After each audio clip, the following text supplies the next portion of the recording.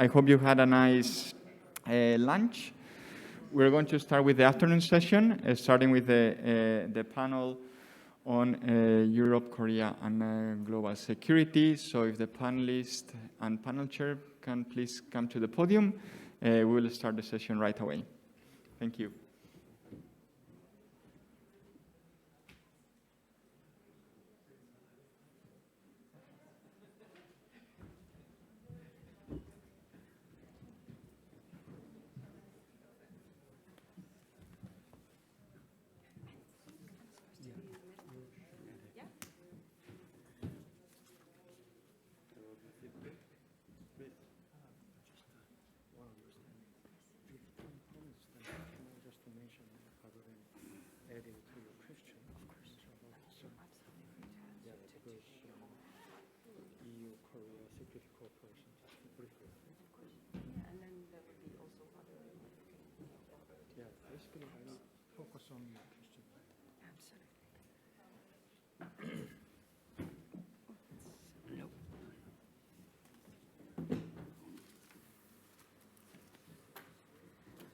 Okay, good afternoon.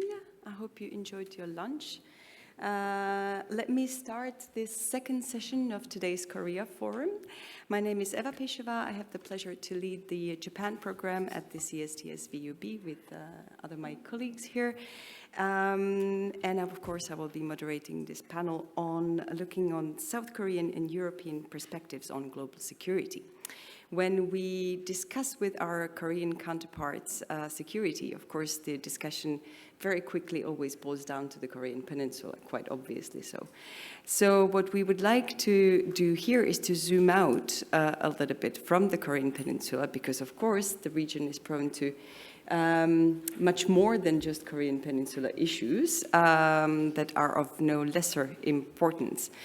Louise, and during the first session, already alluded to this pervasive EU-China strategic rivalry that has been impacting virtually all spheres of activities in the region, not just regionally but also globally.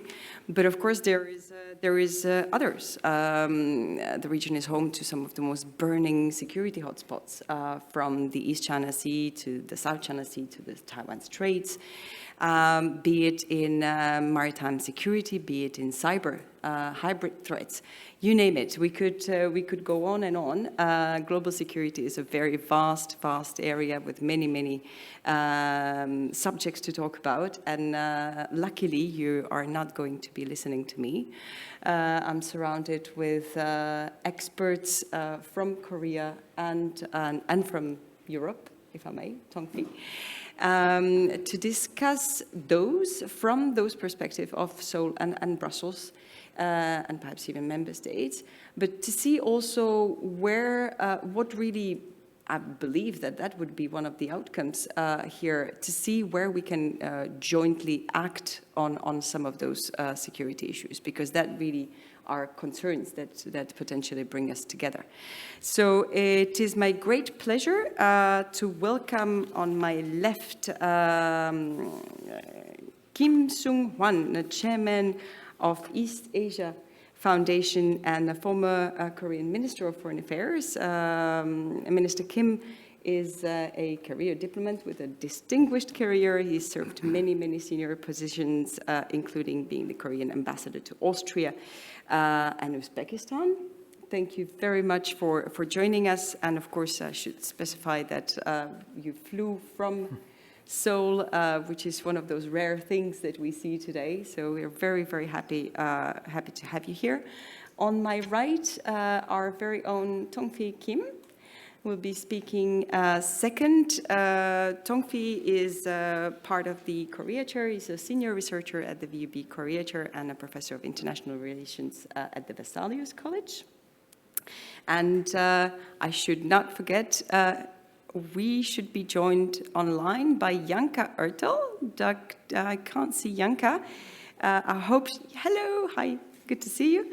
Janka Ertel is currently the director of the Asia program at the ECFR, the European Council of Foreign Relations, and he's a renowned expert on Asia, China, and all things Asia security related, former GMF and Kerber Stiftung Thank you very much for joining us, even if it's just virtually. And finally, certainly but not least, Professor Shin Sung-ho, my apologies, Professor of International Security and East Asia and a former Dean in International Affairs at SNU. So thank you very much for joining us. So let us start with perhaps a little bit more general question.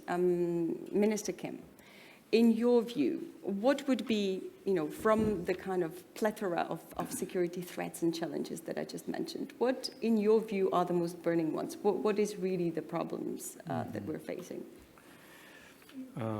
Thank you, Madam Chair, for your kind introduction. And I want to thank you, Professor Ramon, for inviting me to this forum. And I really wish to express my thanks to Brussels School of Governance. And this is my first foreign trajectory since COVID-19 broke out last year. And now I can feel that we are going through the last part of a long and dark tunnel of COVID-19 and approaching the finish line. As I just mentioned, in recent years, there are many security challenges in the world, but through experiencing this COVID-19 situation, people are paying more and more attention to non-traditional security issues like climate change and pandemics. So in the past, when you talk about security, it's related with the defense, war, but now we need to pay more attention to human security. And also, I will talk about cybersecurity as well, and cybersecurity is quite becomes important. And from our perspective, because we have North Korean nuclear issue, we have non-proliferation issue as well. And in case the nuclear materials are used by terrorists, it is also a disaster. So in that sense, we need to pay attention also counter-terrorism as well. But I mean, in recent years, as I just mentioned, non-traditional security areas become more and more important. But the problem is, in dealing with these all issues, we need kind of a cooperation among nations, because this pandemic or climate change, we cannot solve these issues, only the efforts of one country. So we need kind of cooperation among leading countries, particularly China, US. But as you can see, US-China strategic competition becomes more and more, particularly in our region. The East Asia is the, I don't know, I'm wrong or not, if I use that it's a main battleground between US and China. So East Asia is directly affected by China-US strategic competition. And as Prime Minister Lee Hsien-loong said, it is our nightmare to choose between the US and China. So we really don't want to have that kind of situation. And we don't know the consequences of and the state of China-US strategic competition, whether it'll end up with a new form of Cold War. Some say it's a new form of Cold War, but I don't agree with the Cold War, because during the Cold War, Soviet Union and the US, and also Western Bloc and Eastern Bloc, there are not much trade and not much engagement. But basically, US-China competition is they are doing trade, but competing in the high-tech areas, and some territorial issues are there. But so I don't think there will be a new form of Cold War. What is my hope that they will end up with strategic competition, but with some complementary cooperation. Actually, non-proliferation and climate change, it was the area of cooperation between the two countries. But I hope this will be continued. And just before we came here, there was a news that President Xi Jinping and President Biden, they will have a virtual summit. So I hope they can, resolve these issues, and I hope they will agree to cooperate on these global issues. And in East Asia, the most compelling issue is North Korean nuclear issue. So in the past, this North Korean nuclear issue was also one of the areas where China, US cooperated. But at the moment, because of this competition, I'm not sure. Particularly because there is a strong sanction regime on the United Nations. And China, they also participated when there was resolutions made in the United Nations. But in case China doesn't participate in the sanction, that it may be more difficult to induce North Korea to come back to the negotiation table, because in case they can get some support from China, then they don't have any reason to be back to, from the economic perspective. And another area is Taiwan Strait.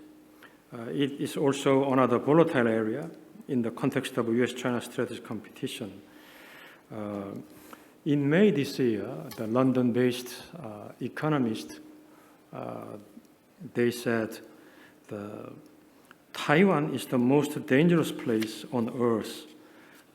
But I think China and US, they have many reasons to avoid an unnecessary crisis of Taiwan. So I hope US and China should maintain channels of communication for crisis prevention. But nowadays you can read many articles on China Strait issue there. And in Indo-Pacific, if we expand area to Indo-Pacific, US is now enhancing cooperation with the countries in the region. Last year, US, India, Japan, and Australia, they launched the so-called Quad. And this year, with a suddenly British participation, US and Australia, they established so-called AUKUS.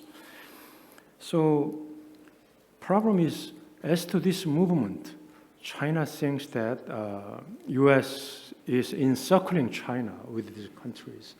So, situation in Indo-Pacific becomes, at the moment, it has not happened yet, but still possibility that stability in the Indo-Pacific can be shaken there. So, EU and Korea, we have a similar status in that US is our security ally, and China is the largest trading partner for EU and for my country. So anyhow, the US-China strategic competition becomes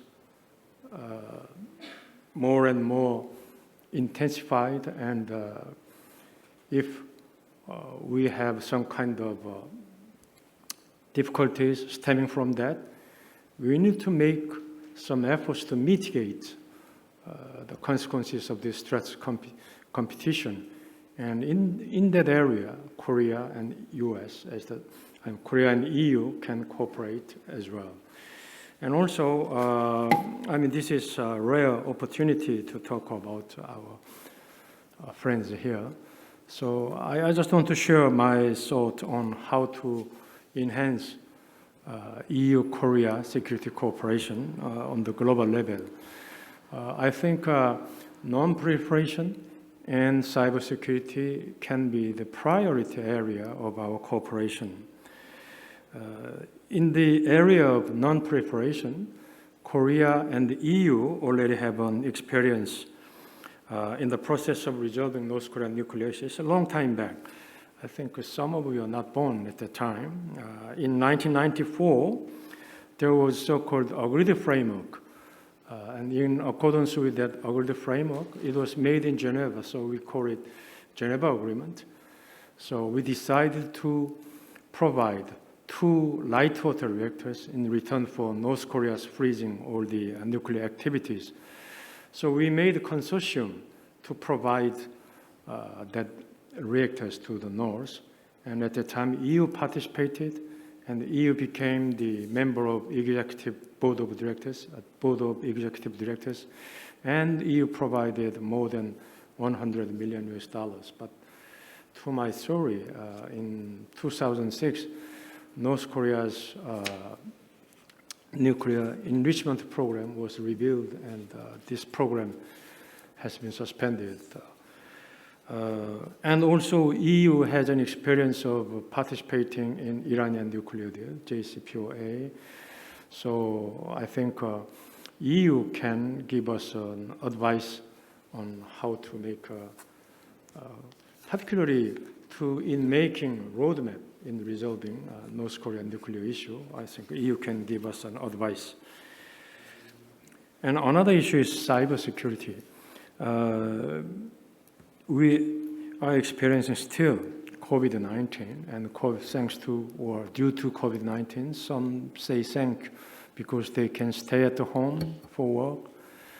So this working at home, and it leads to the surge of sophisticated cyber attacks. So according to the Global Security Insights report this year, usually the professionals, they read this paper, and according to their survey, 76% of global cybersecurity professionals said attacks increased due to employees working remotely. So, I mean, as the society's reliance on the digital devices grows, there would be more vulnerabilities, and also cyber attacks would be ubiquitous, I think. And also, in light of North Korea's continued cyber attacks against Korean and European targets, sometimes they hack and to get some money from the bank as well, in European bank as well. So we need to strengthen our cooperation on cybersecurity. And as far as I know, EU is far ahead of us in terms of defending cybersecurity and governing the cybersecurity. So we need to learn from EU. And another point is that globally, there is no governing system on cybersecurity. This year, in March, UN adopted some kind of agreement, but it is limited one. But I know that EU members have agreed on a number of regulations on cybersecurity and to collectively impose sanctions against those found to be responsible for that. So in that sense, in making the governing system, global governing system, we can cooperate in that area as well. Yeah. With this, I will stop here. Thank you for your attention. Thank you so much.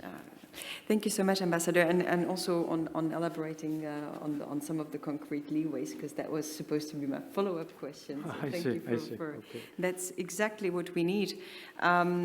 If we follow up on that, on those security trends, on global security trends that Minister just mentioned, Tongfi, would your assessment be similar, and how do you see them impacting, South Korea and European Union specifically, and eventually, again, where can we join forces? Perhaps also a little bit beyond cyber and non-proliferation. Thank you, Eva. Before I answer the difficult questions, I was thinking that maybe many of you are wondering how many Kims are there in Korea, because I'm already the 5th Kim. And there will be 7 speakers whose family name is Kim. And so for those of you who are wondering, about 20% of the South Korean population have the family name Kim. So 10 million people, so not as many as Belgium, but if you include North Korea, maybe more than Belgian population. So obviously, unusually high number of Kims, but that's because there are so many Kims really in Korea. Now, get into the serious stuff. I would like to focus on the US-China strategic competition Minister Kim discussed, because I think we are here today to talk about Korea-Europe relations and cooperation. But when we think about global security challenges of this century, we really can't ignore these two superpowers. I mean, China is not quite there in terms of military capabilities to be called a superpower like the Soviet Union, but it's getting there. So definitely South Korea and Europe need to consider what these two actors are doing and their relationship with the United States and with China. As Minister Kim already mentioned, many of the, actually 21 out of 27 EU member states have alliance treaties with the United States through NATO, and South Korea also has a mutual defense treaty since 1953. And these military alliance agreements actually do have significant impact on how South Korea and Europe conduct their foreign policy and especially security-related policy. Basically, my bottom line to be upfront is that the shared alliance with the United States place South Korea and Europe on the same boat. And these really put them in a similar situation, and these create a common interest.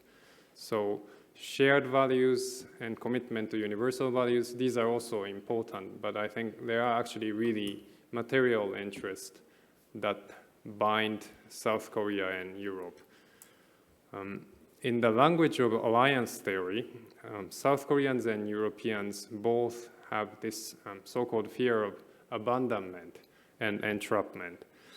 On one hand, they both worry about the risk of being abandoned by the United States.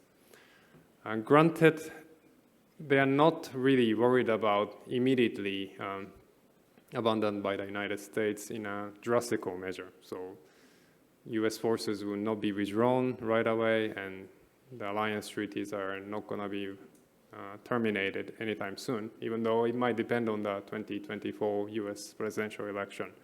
But we do know that the former president, Donald Trump, actually did want to terminate these formal alliances. And it was only the effort of US foreign policy apparatus that really stopped his impulse. So both, I mean, not just South Korea and Europeans, but actually all 66 or 67, I think, states who have the mutual defense security commitment from the United States, they all have a reason to worry about their future security, because US domestic politics might really push US government to significantly weaken their alliance commitment in the coming years. And this anti-alliance stance of President Trump made burden-sharing negotiations really, really difficult. In the case of South Korea, for example, President Trump wanted something like 5 times larger defense cost sharing from South Korea, and Europe also got pressure in terms of the defense spending. I do know that a lot of policymakers who are engaged in security affairs were maybe actually not unhappy about this kind of pressure, but it is clear that this rather whimsical and anti-alliance stance of President Trump deeply hurt the credibility of the US alliance networks. On the other hand, so they are all worried about being abandoned by the United States. But on the other hand, South Koreans and Europeans also have a strong reason to avoid being dragged into conflict between the United States and China. In the case of South Korea, because of its geographical proximity and because of US forces in Korea and so on, for example, if China and the United States fight a war, there's a real military danger there. And Europeans are a lot safer because of the physical distance, but even then, there could be military consequences as well in terms of, for example, US forces being moved from Europe to Asia. Russia may also have some incentives to do something if the US attention is shifted to East Asia. And perhaps more realistically and most importantly, global economy will suffer significantly. So the war between the United States and China, this is something probably everyone wants to avoid, including Americans and the Chinese as well. The overall security alignment of South Korea and Europe are clearly in support of the United States because of these formal alliance treaties and the history of not just diplomacy, but also military level institutional history of cooperation. But both South Korea and Europe do have a common interest in avoiding the escalation of tensions between Washington and Beijing. So to repeat, both South Koreans and Europeans have strong reasons to maintain the US-led alliance networks to reduce the risk of abandonment, while also mitigating the negative consequences of US-China strategic competitions. Because South Korea and Europe are physically far apart from each other, and also because they are not the United States, they cannot project their military power in an intercontinental scale. So the extent of security cooperation between Europe and South Korea will continue to be limited in the coming years and probably even in the coming decades.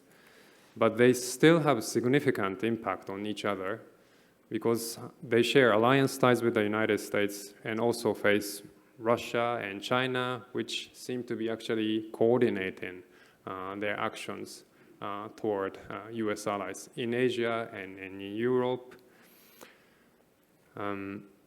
Asian and European allies of the United States also face similar challenges in terms of security challenges, so proliferation of missile technologies, hybrid warfare, not just Russia and China, but also possibly from North Korea. So what South Korea and Europe do jointly may be limited, but they can help out each other even while working separately in their own regions.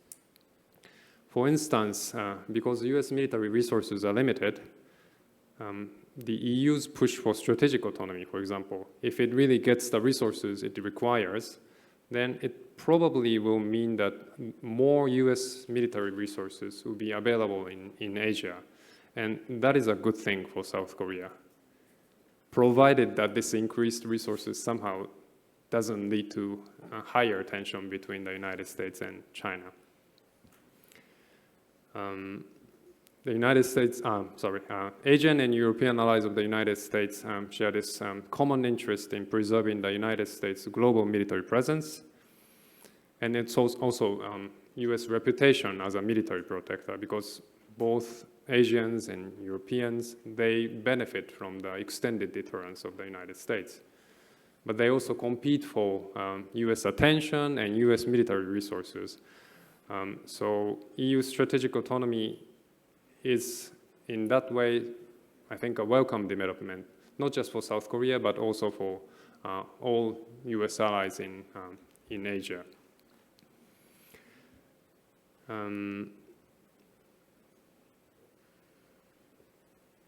They can also help each other, actually, by not doing something. For example, the EU's arms embargo against China. That has been an important issue, for example, for the Japanese. But when you think about it, I think South Koreans really would also benefit in the long term from preventing the sophistication of the Chinese weapons system. So that's something Europeans can really help. And beyond the narrow military balance of power, South Korea and Europe can help each other on geoeconomics for their security. until recently, China's power projection capabilities were really limited. So when it comes to China's coercion, China's bullying of other states, it was done through economic statecraft. South Korea, for example, suffered economic sanctions after the South Korean government decided to allow the deployment of the THAAD missile system on its territory.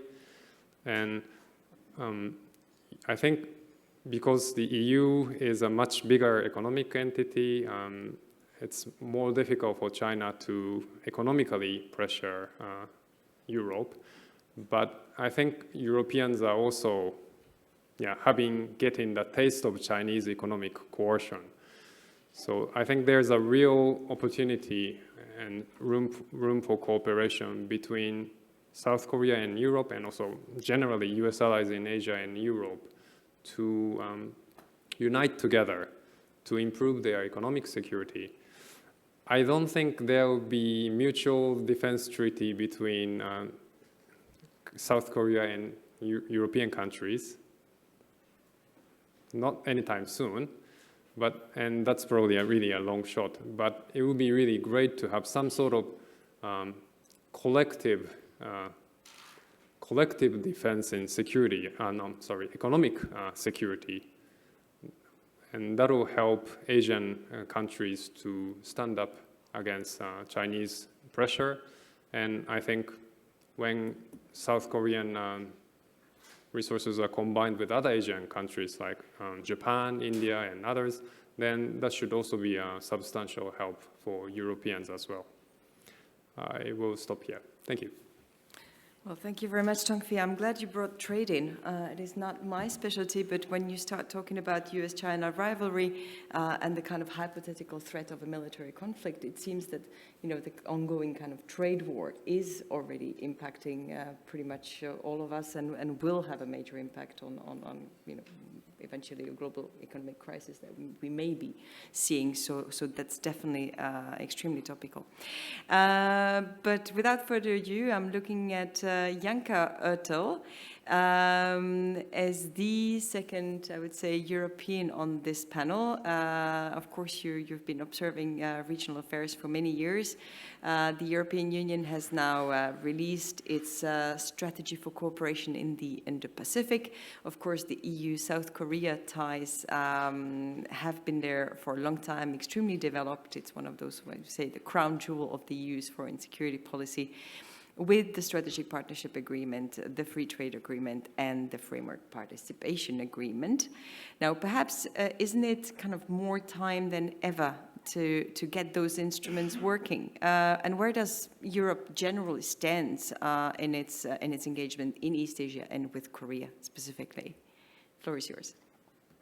Thank you, Eva, and thank you very much for the kind invitation to the organizers. It's a great pleasure, and it's particular great pleasure to be on the panel after the collective Kim power that we've already had. So now I can only give you a little bit of Ertel version here. There's not that many of us in Germany, of course.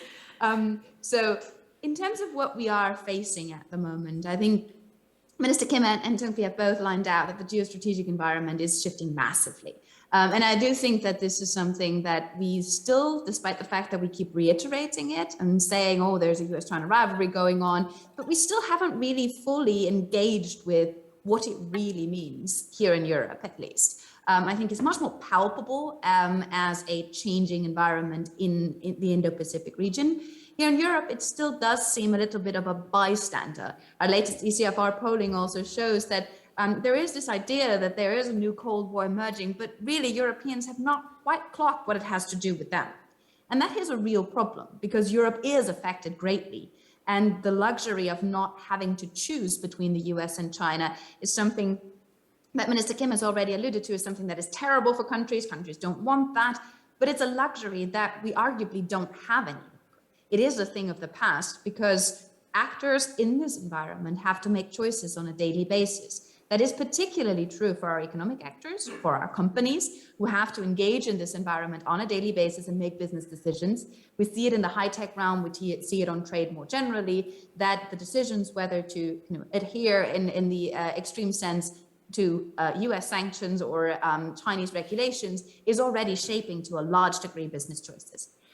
This has an impact on how the European debate, particularly around China, is emerging and is kind of shaping up. We have what I would like to call the holy trinity that has been the benchmark or the baseline of the European conversation of saying China is at the same time a partner, a competitor, and a systemic rival. Now, to a degree, that's a bit of a cop-out. And we all know that these three standing next to each other are they have to be weighed. So I think what we are seeing emerging, and this is something that is emerging particularly also in the German debate, is that we are seeing competition and cooperation with China against the background of systemic rivalry. This is a new logic because it also means that competition and cooperation with China will be possible and will happen in all policy areas. So we will no longer have these kind of nicely cordoned off, isolated, siloized areas, as climate change has often been named, or non-proliferation, where we can see, oh yeah, these are areas for cooperation. What we have to get to in this environment is understanding and acknowledging the competitive dynamics and the cooperative opportunities that we face in all areas. And this is really no longer limited to the economic and trade realm, but the security dynamics weigh heavily. Tongfi mentioned economic coercion as a tool at the Chinese side that is being used increasingly. And these are challenges that are real for Europeans just as well. We tend to cite the Korean example and the Australian example, but Norway has been dealing with this for years. Lithuania is the latest iteration, and this is something that is not going away. This is a tool that has, the stronger the Chinese economy grows, the stronger this tool becomes. I do think that also the latest kind of security wake-up call that the Europeans have received was the AUKUS deal. I think we can go into this maybe in the discussion a bit longer, but understanding how the intricacies of the US-China relationship and the impact it has on the regional powers and on the regional players will have repercussions for not only European industry, European business decisions, but also for European security considerations and security partnerships in the region. For me, the most important question that the Europeans have to answer for themselves, and I think this leads or it kind of links to what Tongfi has said about what binds us together is basically being partners of the United States, being alliance partners, and being very dependent on our security when it comes to the United States. For us, I think the really important question is it in Europe's interest that the US continues to be the dominant military power in the Indo-Pacific region?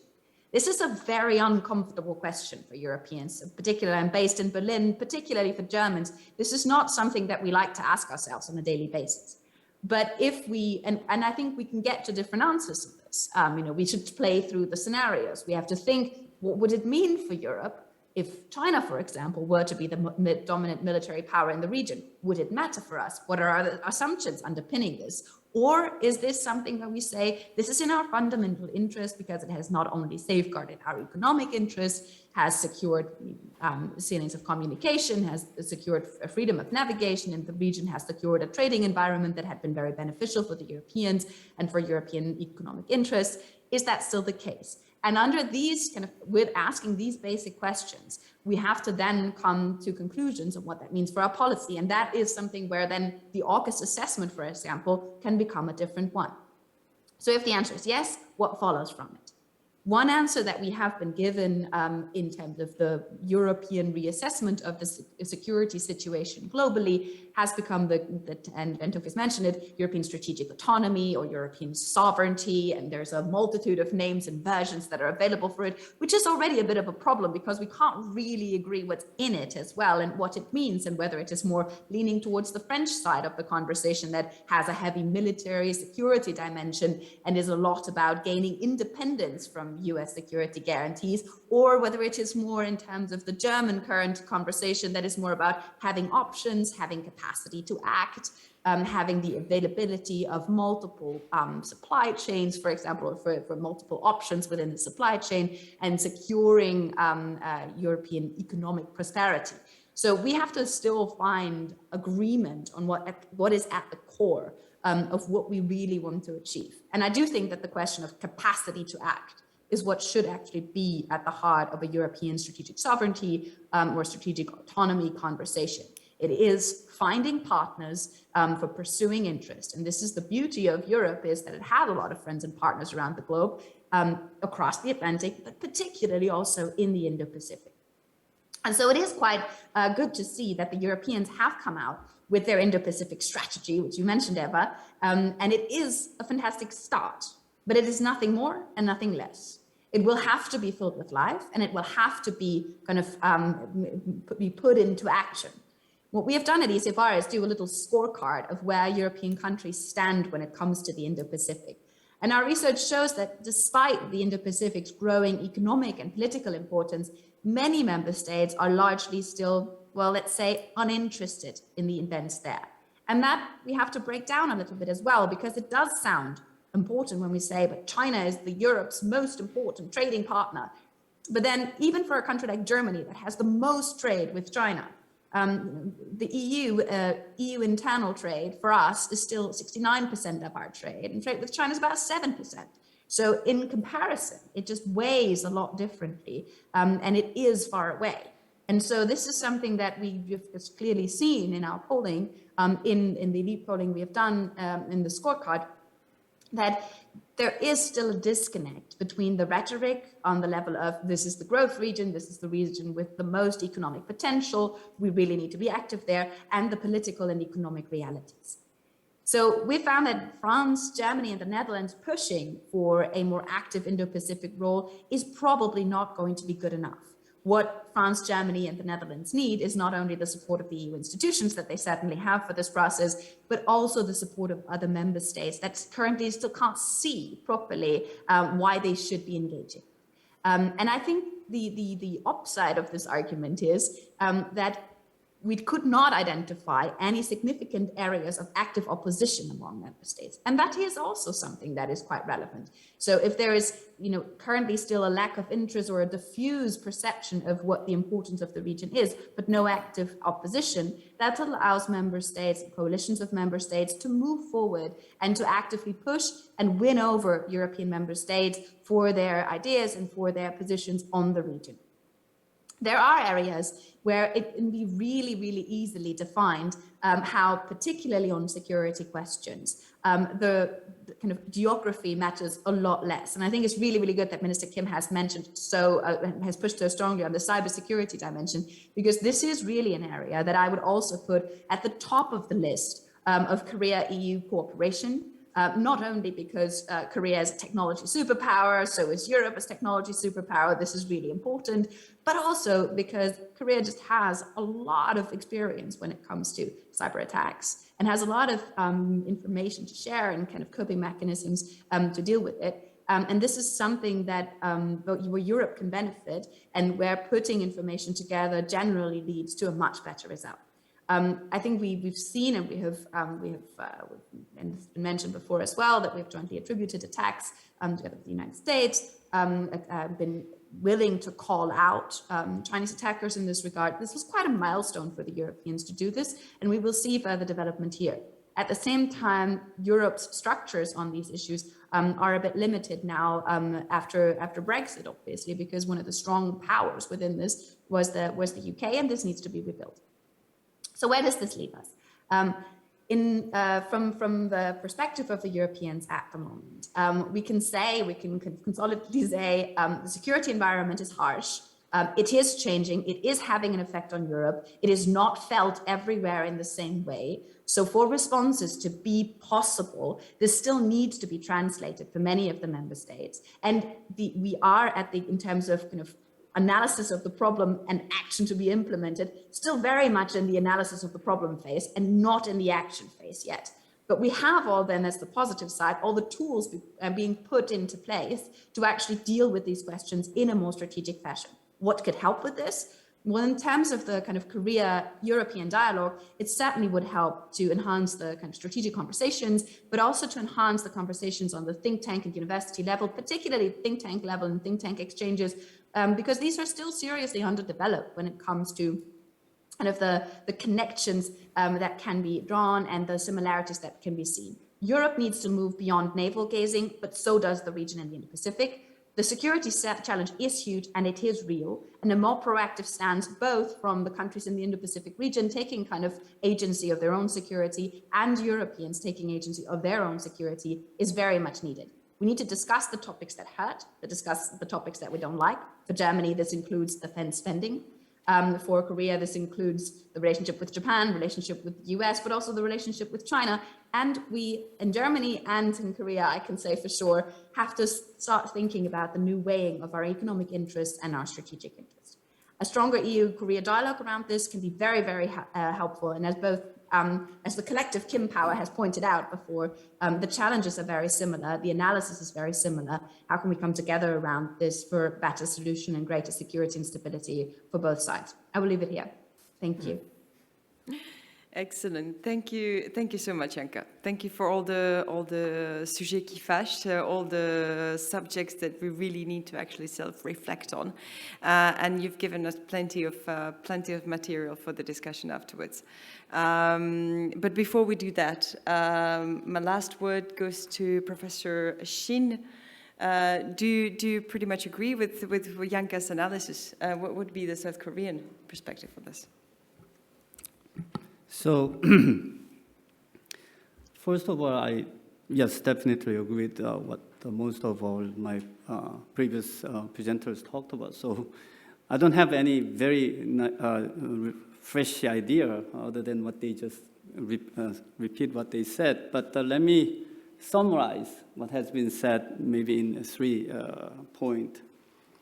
The first, I think, bottom line is, I think, suddenly South Korea is finding that, it used to be, when it comes to our security matters, North Korea or China or whatever other issues, yes, we do have alliance with the United States, and we take the lead from the Americans. We ask Americans, what do you think? What do you think? How should we do? But increasingly these days, those things we find somehow it's difficult. There is no answer coming out of Washington, D.C. these days. Still, yes, we are very important. The U.S. alliance is very important for South Korea. There is no question about it. As much as NATO is the backbone of European security architecture. But having said that, there is also a growing area of uncertainty, I guess, in this 21st century, changing geopolitical dynamics. And the dominant the theme is that the US-China rivalry. But I also, at the same time, then is it going to be a Cold War, second Cold War between US-China? Maybe not. Maybe this is going to be, rather than shaping of a new bipolar order, this is going to be what Stephen Walt recently said in his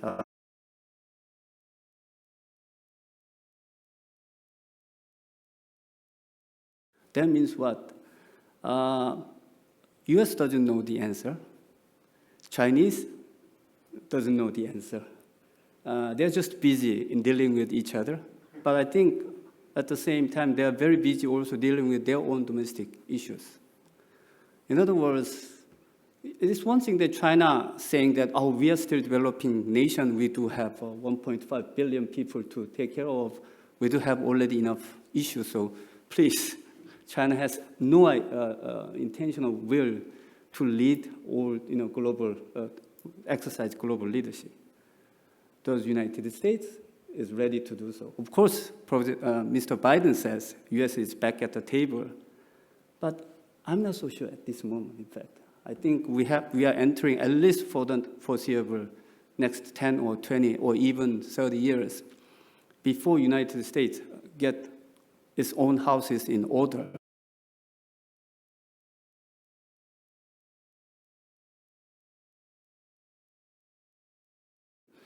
Yes, as Tongfi just said, we do have this dilemma of entrapment and at the same time abandonment from the United States.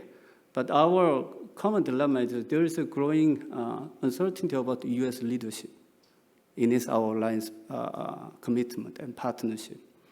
And by the way, it's not only because of Mr. Trump. In fact, in the European NATO also.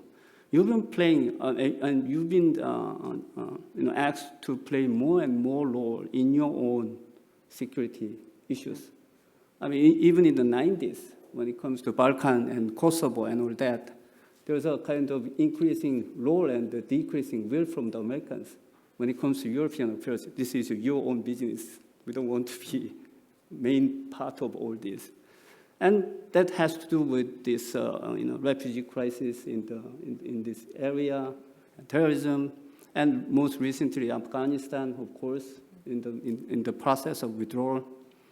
And the same thing is happening. So whether you like it or not, I think for the time being, Europeans, the famous 2% defense spending, that maybe you have no choice. You have to spend more money on your defense if you are going to deal with all those increasing security challenges, whether it's traditional security or non-traditional security issues. South Korea has the same kind of long-term trends that, yes, we do have still rock-solid US-ROK alliance, but at the same time, for the first time in 70 years of our alliance, we are having discussion about the change of operation control transfer from the United States to the South Korea. That's going to be fundamentally change the dynamics of this bilateral alliance. Simply speaking, bottom line is, whether we want it or not, South Korea is supposed to play more and more role when it comes to our own defense. So Europe and I think South Korea face the same kind of long-term trends when it comes to this US leadership or alliance in more specific way. The second, when it comes to Indo-Pacific and the US-China competition and rivalry, bottom line is South Korea obviously located in Indo-Pacific area.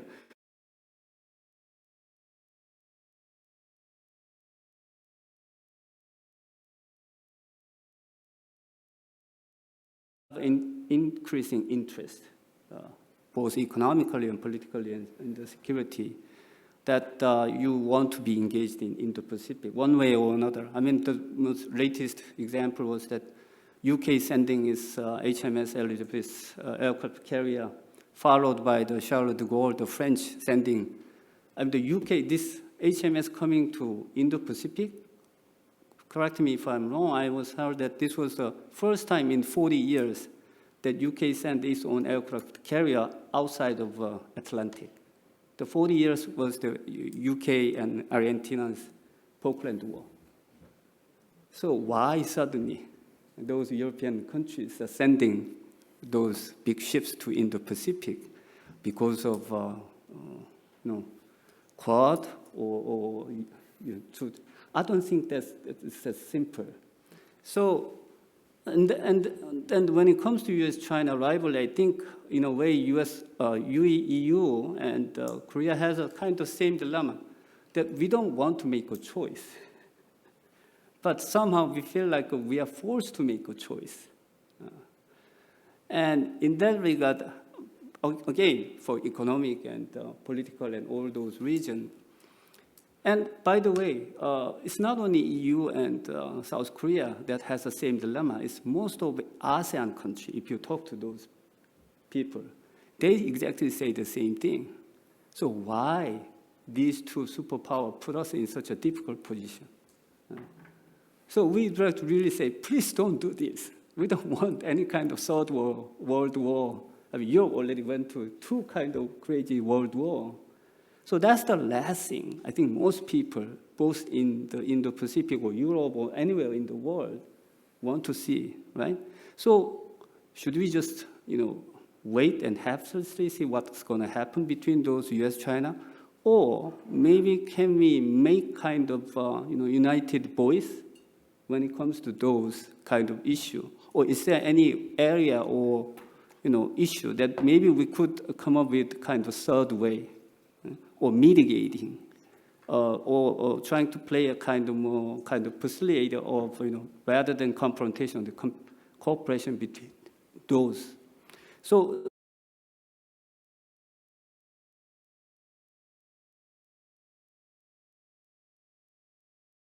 Peninsula, this is more directly coming from Korean side. I mean, history never repeat, but the question, the very imminent question the Koreans are asking about our own security issues when it comes to how to deal with North Korea's nuclear, issues, that has to do with, we have a kind of serious debate, even including this morning. There's even saying that maybe South Korea should go for the nuclear of our own. Why? Because we are not sure about America's extended nuclear deterrence, which is very kind of familiar topic for the Europeans. You had in the 50s and 60s when it comes to Soviet-US rivalry. So we in South Korea, we are talking about, so I have to read the same playbook that Europeans played, what the Europeans were discussing in those 70s and 60s when it comes to those extended deterrence. We are reading those historical reference. And there are many other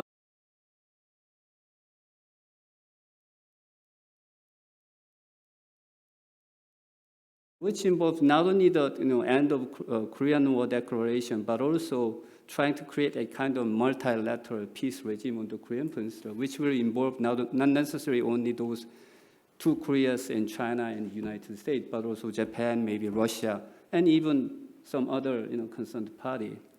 When it comes to that, again, where is the reference? Not much. But then, again, we are reading the historical textbook of European experience of Helsinki process and OSCE and all those, CSCE.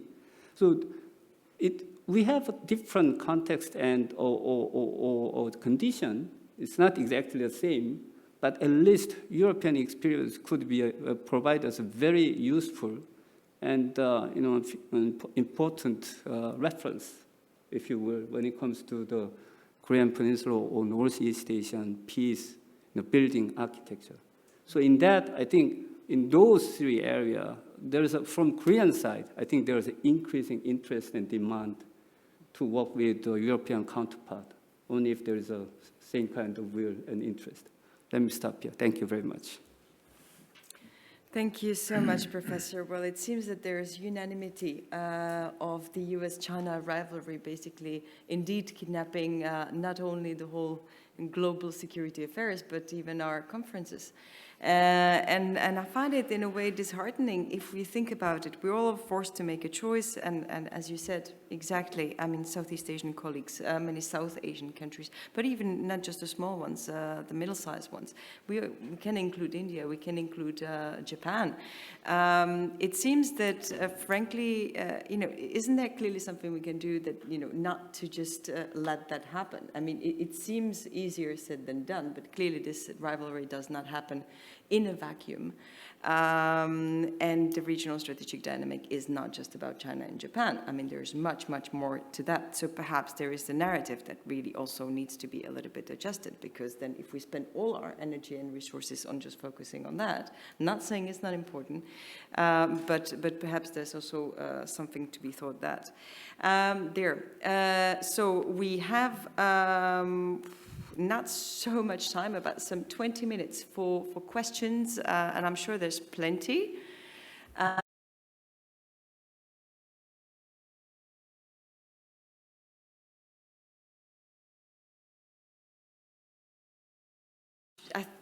saw it appearing at the same time. Well, so gentlemen in here's afterwards. No, there's a mic already going there, and the second. Third. Thank you. So, hello, and thank you for all your information.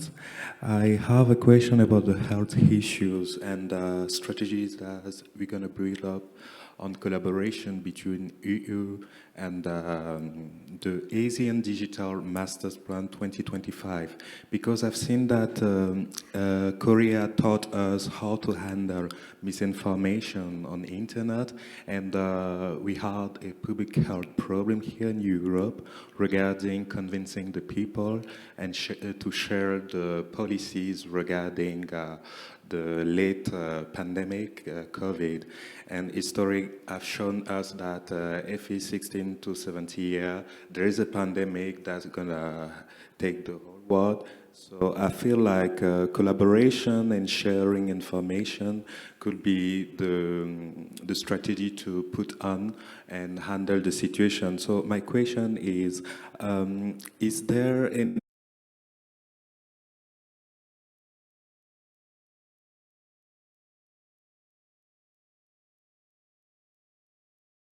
on internet? Okay. Do you direct a question to a specific speaker? No, to the Whoever three wants of to them, take it. yeah. Okay, so I'll let you think. Do you have a second question? Sorry, there's a mic. I think there's several one. Yeah, if you can. And afterwards.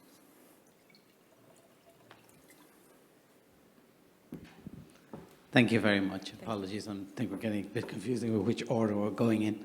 My name is Cormac Callanan. I'm the cyber coordinator for a project with European External Action Services about enhancing security cooperation in and with Asia. I am really addressing this question to both Anka, who I hope she's still online, and also to the ambassador. The EU is very much in favour of building on the successful consensus results of the UN group of government experts and the open-ended working group. And an important aspect of this strategy is to develop and support the proposed programme of action, which will have support for a permanent UN focus on cybersecurity. In this area, I note that the risks of cybersecurity and cyber risks apply to all states. And I realize that the Republic of Korea is a signatory to this programme of action along with 52 other states. My question is, how can the EU and Korea work together, both in Asia, in the regional context, perhaps through ASEAN or perhaps through other channels, to promote wider support for the programme of action and support for an increased role for the UN in relation to a permanent voice about cyber and cyber risks? So that's my question. So that's to Yanka and Ambassador Kim. Correct, yes, but I'm quite happy to hear from your other speakers as well. May I ask you to put the mic No, back? I have it. Oh, you have one. Oh, I'm sorry. Thank you. Once again, many thanks for the great presentation to all of you. I have one spontaneous question to Mr. Sungwon Kim.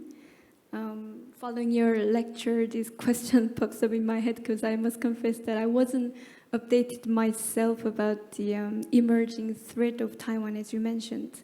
So if I may, would be grateful to hear some more, it would be great if you can help enlarging my humble knowledge in that field with some visible examples. For instance, particularly, would there be any outstanding impact on the relationship between South Korea and China, for instance, or any other countries? Thank you. And that's a very concrete one, spot on. We only have 10 minutes, I'm afraid. So if you have a last question, otherwise we leave it there for the first round. Go ahead. Just one more. Yeah. Thank you for your presentation. I have a question regarding the Chinese influence in Southern Europe to Yanka. How can the European Union prevent that the European Union is split between countries where Chinese influence is growing due to economic investment and the other countries like Germany, France, and the Netherlands that want to take a more active role in dealing with China? So how can it be prevented that China will divide and conquer in the European Union? Thank you. Okay, thank you very much. The reason why I took 4 questions is that we only, unfortunately, have time for a single round of questions. So I'll turn back to our speakers. We have 4: misinformation, cyber, Taiwan, and Chinese divide and rule approach in Europe. I believe the first question is to all speakers, and then more specifically to Yanka, the two of them in cyber, and of course Tongfi and Professor Shin are more than welcome to answer anything they want. If you allow me, I'll go back in the original order of appearance. So starting with Ambassador Kim, sorry, Minister Kim. Well, The question on this cybersecurity, that always how to implement. And as I said, still there is no governing system on cybersecurity. And that's why, as you mentioned, the UN open group, but they still have a long way to go there in UN. And the EU is already, member countries agreed to impose kind of sanctions against who are responsible for that.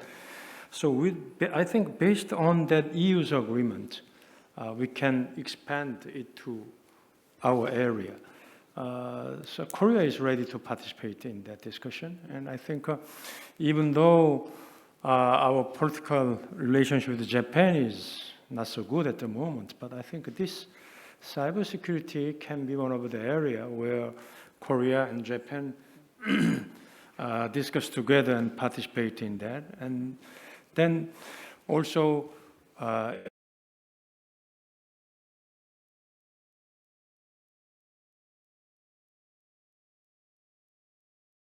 strong power, so there is no reason not to participate in this kind of discussion.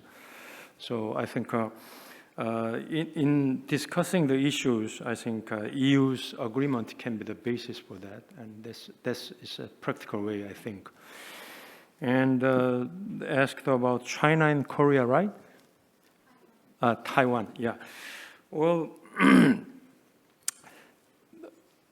if we look at the US-Korea joint statement, summit statement, then for the first time, Taiwan issue was mentioned between Korea and China. Taiwan, Korea and US joint statement. Because Korea, we didn't actually talk about Taiwan, always thinking about China's one China policy.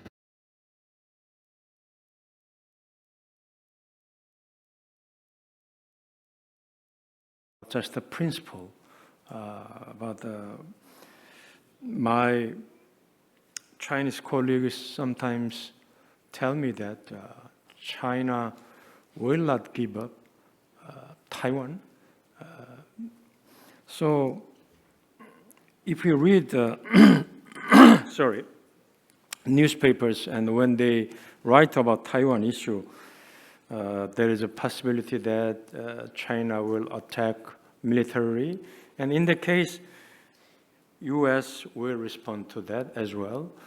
But as I said, I know that there are many reasons to avoid that kind of situation between China and the U.S. So it is maybe my wishful thinking, but it will not happen. So on Taiwan, at the moment, what I can say is like that, yeah. Another issue? Thank you.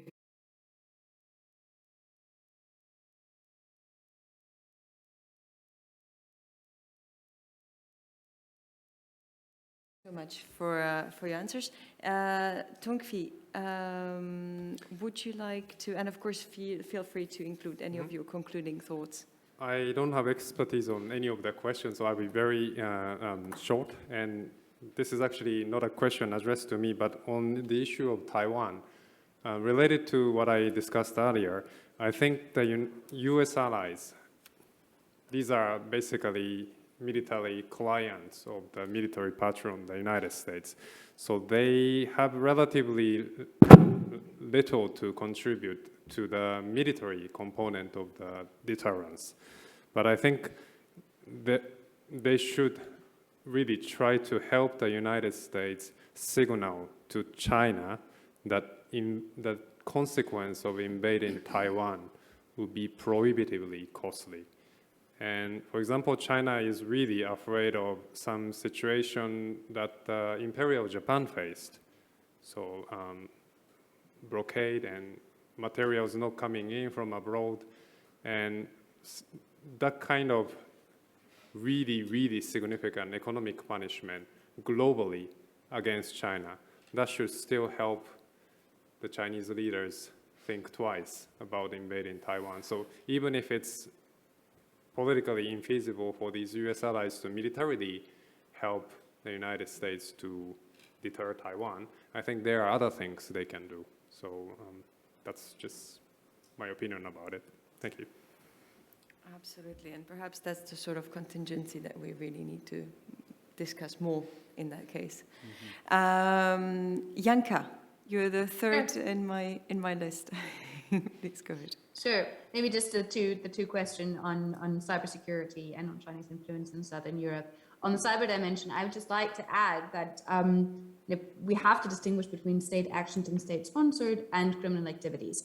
And I do think that whereas by criminal activities we're all sort of affected and there is a forum for conversations between states around that, when it comes to state-sponsored attacks, then this picture looks very different.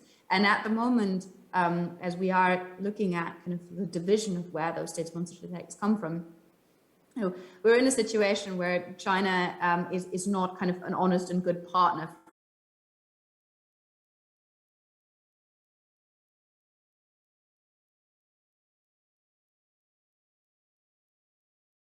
And I do think that bilateral conversations or multilateral coalitions around this are very useful. What needs to be done is real information sharing that can only happen in a very trusted environment, and it involves very strong cooperation between private sector and then the state sector. And so I do think that, just wanted to add here that a note of caution on UN fora being the right kind of area for all of these conversations to take place, whereas kind of serving as a framework, obviously that's fine, but I do think that we need more than that. The second thing, the question on Chinese influence in Southern Europe and the divide and conquer rhetoric that we hear around this, I would also add a huge note of caution here. So I think there is this narrative that has found its way into the European discourse that China is pushing vast amounts of money into Southern Europe and therefore breaking away Southern and Eastern Europe from the EU consensus that could emerge, and that there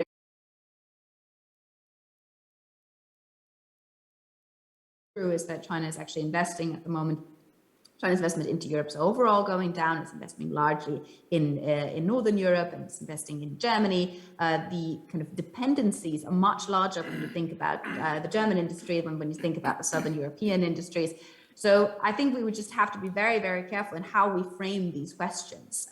There is around the kind of big questions where EU unity was needed, including, for example, sanctions with regard to Xinjiang.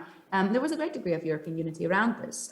We have found joint ways of addressing this. So I do think that we are not doing ourselves a favor in going through this kind of logic of kind of the Chinese being super successful. Now, there is Chinese influence, and there are Chinese influence operations, and they are targeted at various states in the European periphery and within the EU. But I think we shouldn't artificially distinguish between countries that are actually quite restrained in their political options and countries that are, and that doesn't necessarily fall into a geographic grouping.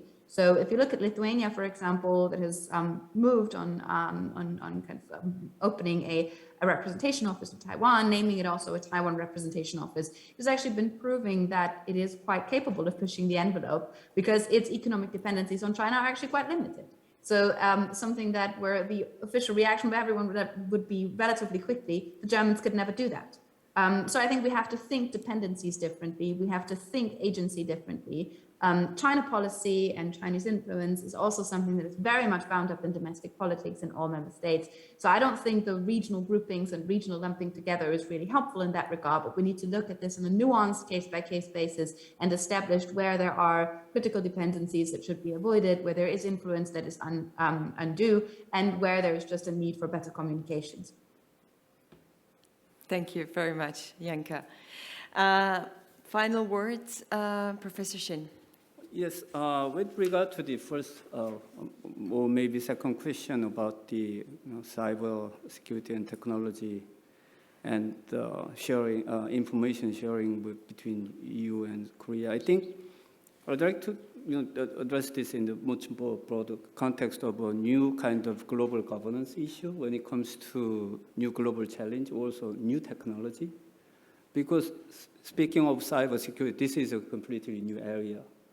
And I don't think there is no common understanding or approaches. so far. So that's why the United Nations is working on, expert group is working on, I know. But obviously, as far as I know, the approach to this, when it comes to cybersecurity, for example, the Chinese approach versus American approach has been very opposite side. So it is very difficult for them to get together and coming up with a kind of agreement between those two rivals. So I guess maybe there could be some role that can be played by EU and Korea's partnership. As we both have a same kind of concern, but also we do have a certain say and technological capacity or knowledge on that issue. So if we can come up with some more of a third way or more kind of objective way of dealing with those global challenging issues, then maybe we could play a very important role in shaping a new global norm in dealing with all those new challenging technology. There's many other areas, as far as I know. It's not cyber is honest thing. There's also, autonomous weapon issues such as the drone and all that, which is discussed in the United Nations.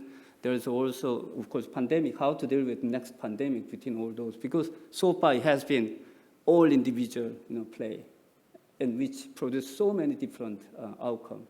Maybe South Korea could provide some useful sample in doing so, for example, in alignment.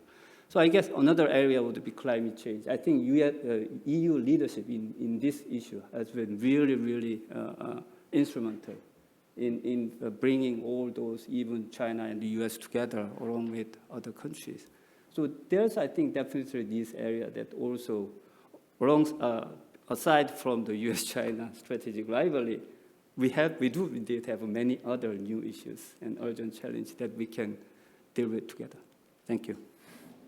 Thank you. Yes, absolutely. Well, the sort of norm-setting role, I think, is definitely something that kind of has the potential to bind us together. And the promotion in multilateral settings within the UN system, but also regional ones. And I've been thinking of the ASEAN Regional Forum, of the East Asia Summit. I mean, there's definitely the multilateral setting to be exploited a little bit more, perhaps, and pushed for by the EU and Korea. Well, I could only recommend for the next time to keep a little bit more time to discuss security and global security issues. I could imagine focusing on more specific questions in dedicated workshops, and I hope we will have time to do that on the next occasion somehow. But thank you so much for joining us on this panel. I hope you enjoyed the discussion, and I think the coffee is waiting for us now since, 5-6 minutes late, just outside. Thank you very much.